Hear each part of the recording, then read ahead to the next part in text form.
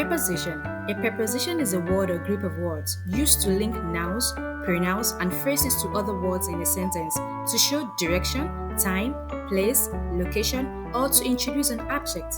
Some examples of prepositions are in, at, on, off, to, above, below, since, and with, etc.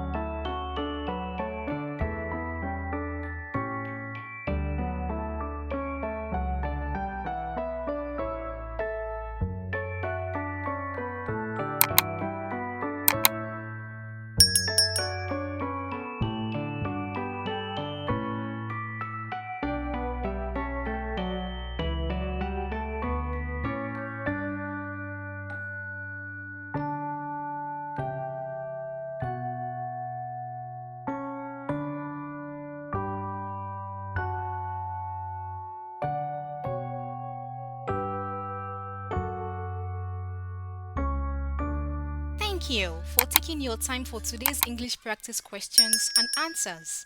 I hope you had fun testing your knowledge. If you like this video, please don't forget to give it a thumbs up, share and subscribe. And please put on the notification bell so you can be the first to be notified as soon as I post a video on my channel. But until then, bye for now.